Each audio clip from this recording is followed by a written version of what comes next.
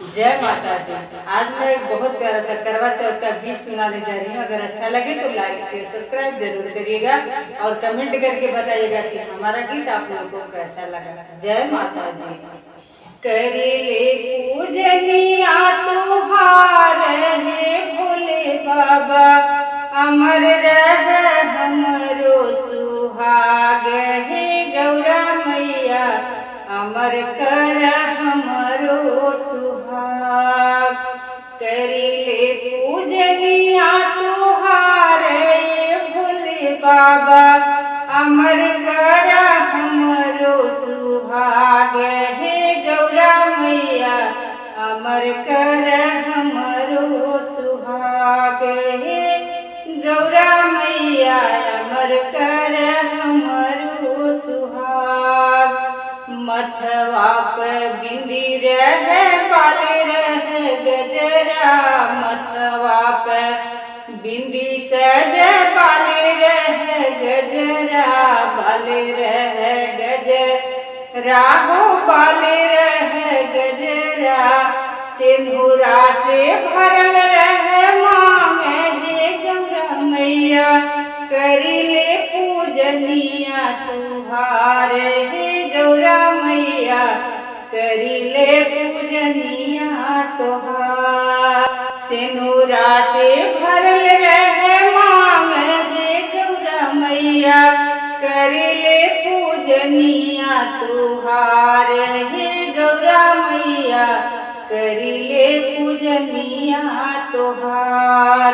करिले पूजनिया तुहार हे भोले बाबा, अमर कर हमरो सुहाग हे गौरा मैया, अमर कर हमरो सुहाग।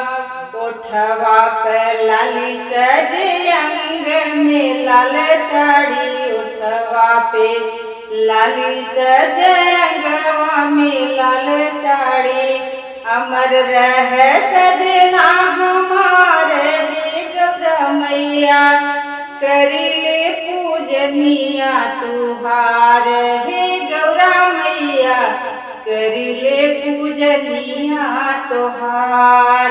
अमर रह हमारो सुहाग हे गौरा मैया, करिले पूजनिया तुहार हे गौरा मैया, करिले पूजनिया तुहार। हथवा में लाली चूड़ी बिच रहे कंगना, हथवा में लाल चूड़ी बिच रहे कंगना। सजल रह मेहंदी हमारे गौरा मैया, करिले पूजनवा तुहार हे गौरा मैया, करिले पूजनवा तुहार। सजल रह मेहंदी हमारे गौरा मैया, करिले पूजनवा तुहार हे गौरा मैया, करिले पूजनवा तुहार।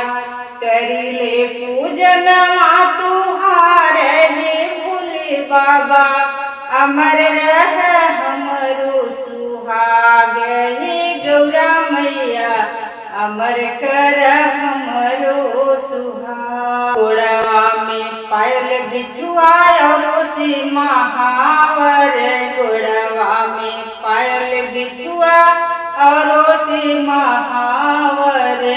इह दीहा हमें वरदान ये गौरा मैया, करिले पूजनवा तुहार हे गौरा मैया, करिले पूजनवा तुहार। इह दीहा हमें वरदान हे गौरा मैया, करिले पूजनवा तुहार हे गौरा मैया, करिले पूजनवा तुहार। करिले पूजनवा तुहार हे गौरा मैया, अमर कर हमरो सुहाग हे गौरा मैया, अमर कर हमरो सुहाग। जय माता दी।